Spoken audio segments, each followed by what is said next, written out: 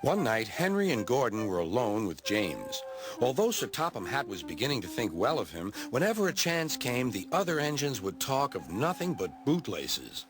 "Remember when they had to use a bootlace to get you out of trouble, James?" they would tease. James tried to get back by talking about Henry, who got shut up in a tunnel, and Gordon, who got stuck on a hill, but they wouldn't listen. "You talk too much, little James," said Gordon. "A fine, strong engine like me has something to talk about. I'm the only engine who can pull the express. When I'm not there, they need two engines. Think of that. I've pulled expresses for years and have never once lost my way. I seem to know the right line by instinct." Every wise engine knows that the signalman sets the switches to make the engines run on the right tracks.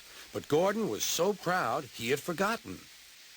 "Wake up, James," said Gordon next morning. "It's time for the express. What are you doing? Odd jobs?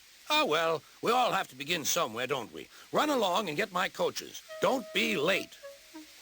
James went to get Gordon's coaches. They were all shining with new paint. He was careful not to bump them, and they followed him smoothly into the station singing happily, "We're going away! We're going away!"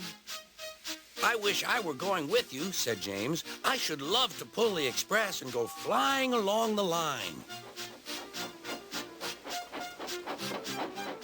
Gordon, with much noise and blowing of steam, got ready to back onto the train.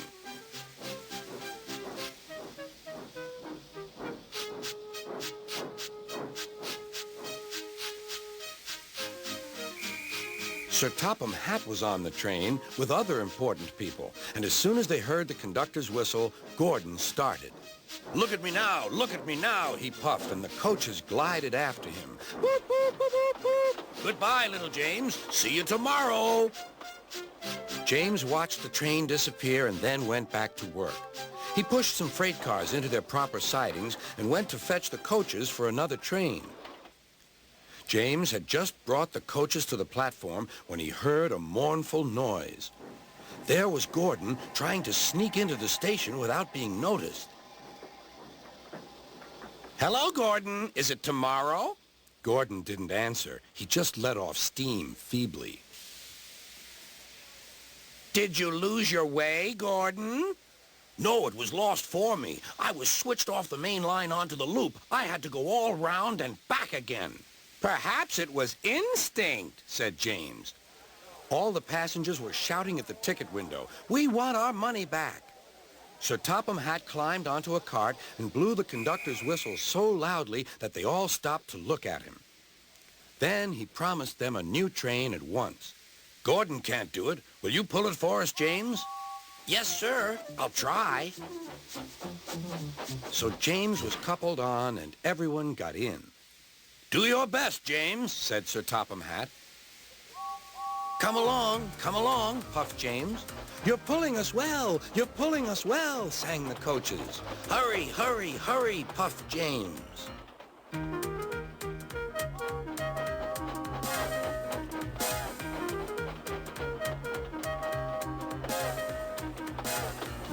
Bridges and stations flashed by. The passengers cheered, and they soon reached the station. Everyone said thank you to James, and Sir Topham Hatt was very impressed. "Well done. Would you like to pull the express sometimes?" "Yes, please," answered James. Next day, when James came by, Gordon was pushing freight cars. "I like some quiet work for a change," he said. "I'm teaching these cars manners. You did well with those coaches, I hear." "Good. We'll show them." And he gave his cars a bump. James and Gordon are now good friends. James sometimes takes the express to give Gordon a rest. Gordon never talks about bootlaces, and they're both quite agreed on the subject of freight cars.